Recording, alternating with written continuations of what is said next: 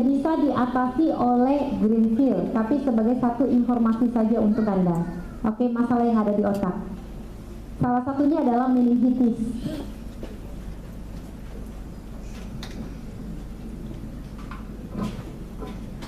Salah satunya adalah meningitis.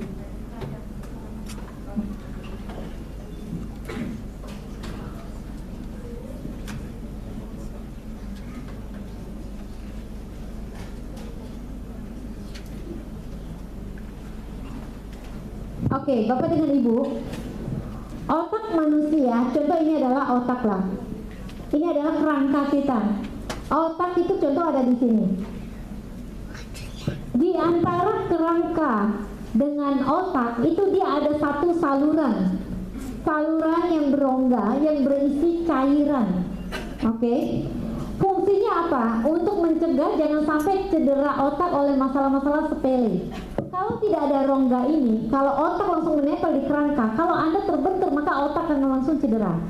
Makanya di bawah rongga ini diberikan cairan. Cairan ini namanya CSF, Cerebral Spinal Fluid.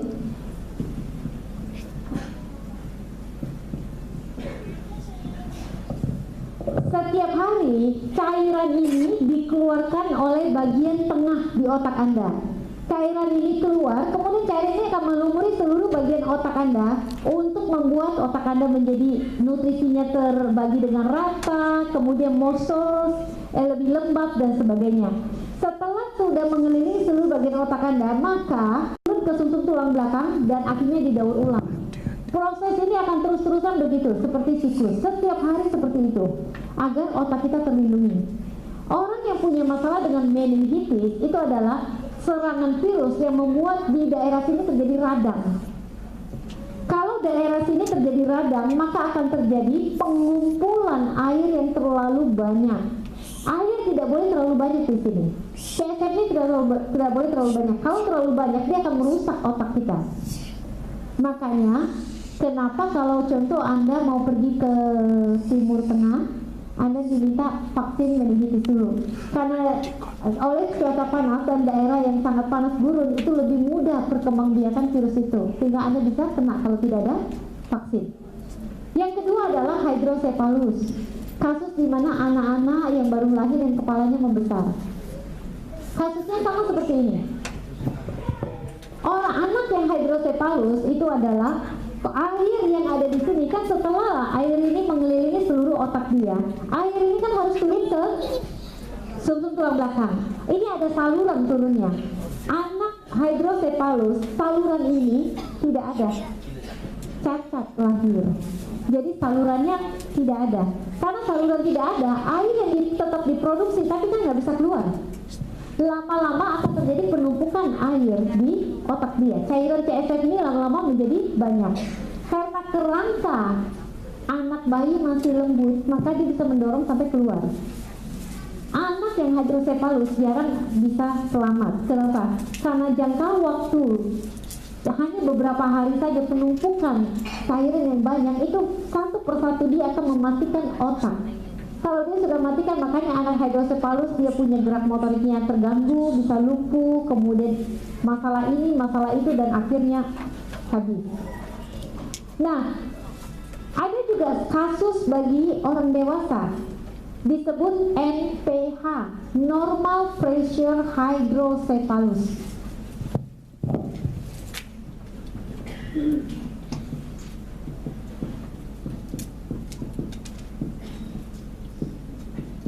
Hydrocephalus ya, tulisannya sama.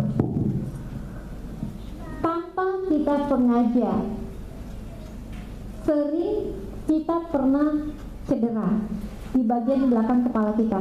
Walaupun bukan harus sampai geger otak ya. Kadang-kadang kita tidak tahu kapan itu terjadi dan begitu seriusnya. Karena kadang-kadang kalaupun terjadi kita merasa oh sudah tidak apa-apa, diperiksa tidak ada masalah. Tapi kadang akan terjadi sedikit luka. Bisa saja lah ya, tidak semua orang terjadi, bisa saja sedikit luka di saluran sini, tidak langsung tertutup tapi luka. Dengan kondisi tubuh, kalau tubuh kita betul-betul sehat, nutrisi kita seimbang, maka setiap kerusakan di badan kita bisa diperbaiki. Tapi kalau tubuh kita tidak seimbang, memang tubuh kita kurang nutrisi, maka apa yang terjadi? Kerusakan ini tidak bisa diperbaiki. Kalau setiap kerusakan yang tidak diperbaiki, itu lama-lama akan membesar, menyebar, dan itu prosesnya menahun. Makanya kalau sampai kerusakan di bagian sini sudah menyebar, sudah cukup besar, maka akan terjadi blockage juga ataupun penutupan saluran. Kalau sudah terjadi penutupan saluran, apa yang terjadi? Kita orang dewasa sama, cairan tetap keluar, tapi kan tidak bisa keluar ke otak, tapi tidak bisa diturunkan ke sumsum tulang belakang. Makanya kenapa orang-orang seperti ini, dia hidup sehat biasa saja, tapi tiba-tiba suatu hari dia bisa pingsan, koma, kemudian langsung lumpuh ataupun buta, contohlah. Kenapa? Karena pada satu titik di mana cairannya sudah terlalu banyak, maka cairan ini akan memutuskan ataupun mematikan bagian-bagian dari sel otak yang mengontrol penglihatan kah, gerakan, dan sebagainya. Salah satunya adalah seperti contoh orang yang suka mengalami sakit kepala berkepanjangan, tapi tidak bisa dijelaskan lah. Cara untuk mengetes berapa banyak cairan otak yang ada di ini kita, paling bagus adalah lakukan ini, pemeriksaan MRI. Karena di situ akan terhitung berapa volume otak kita, apakah terlalu berlebih ataupun kurang. Dan salah satunya gejala-gejala awal orang yang punya masalah ini adalah keseimbangannya dia terganggu. Jadi dia bisa jalan tapi tiba-tiba dia suka senggol sana, senggol sini, jatuh sana, jatuh sini, yang sebetulnya tidak harus dia jatuh. Kenapa? Keseimbangannya terganggu oleh karena balancing di otak dia sudah terganggu. Tapi jangan berpikir semua orang yang suka kesenggol sana, kesenggol kiri ini punya masalah ini ya. Jangan sembarangan diagnosa. Paling tidak ya itu, dia suka sakit kepala, kemudian balancingnya terganggu. Kenapa? Karena saraf di periferalnya biasanya sudah mulai terganggu.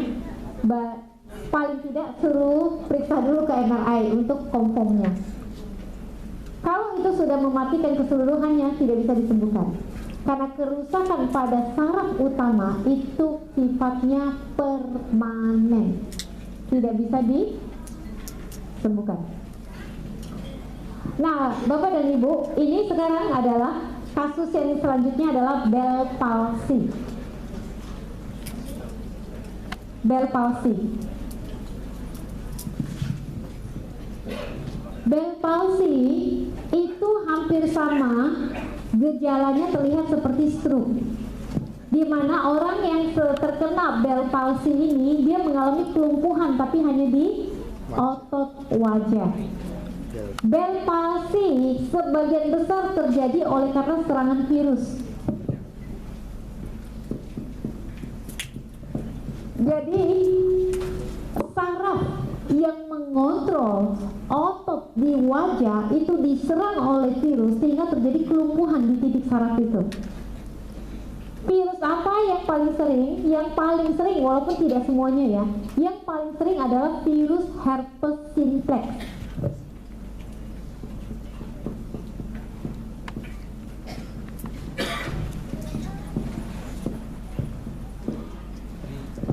Dan sebuah berita buruknya, WHO mengatakan sepertiga penduduk bumi mengidap virus herpes simplex tanpa dia tahu kalau dia mengidap virus herpes. Jadi mungkin di ruangannya ada sepertiga ya. Enggak lah, enggak bercanda-bercanda. Nah, Bapak dan Ibu, virus ini paling banyak itu adalah di daerah mulut. Yang kalau orang suka sariawan, tiada henti, bisa saja, bukan karena vitamin C. Itu tidak semua sariawan itu pasti herpes, tapi salah satu gejalanya. Nah, pada saat dimana tubuh orang itu sangat, kekebalan tubuh orang itu sangat rendah, maka virus di sini suka migrasi, pindah rumah ke saraf di otak. Pada saat dia sudah sangat kuat, di mana tubuh kita lagi drop sekali, maka dia akan menyerang dan melumpuhkan saraf otak di sana.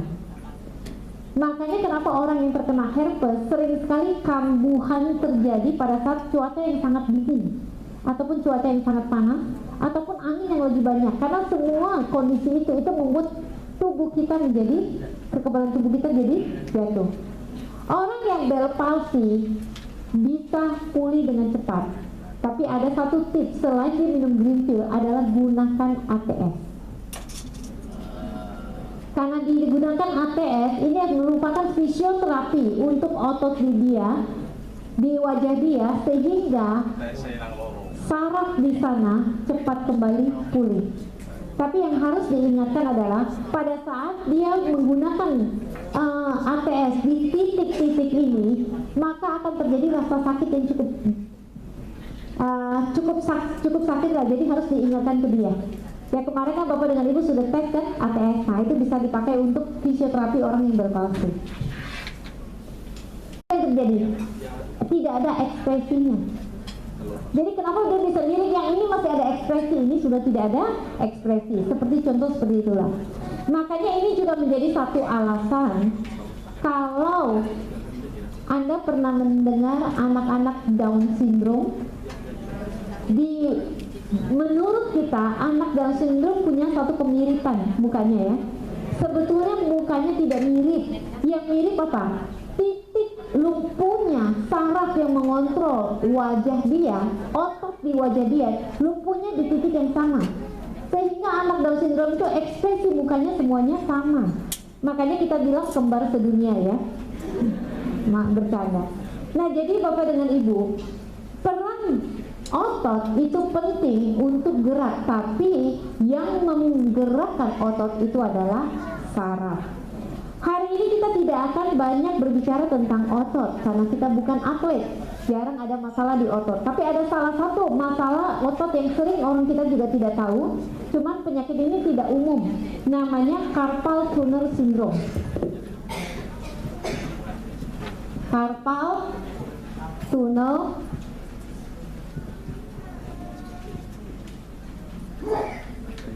syndrome.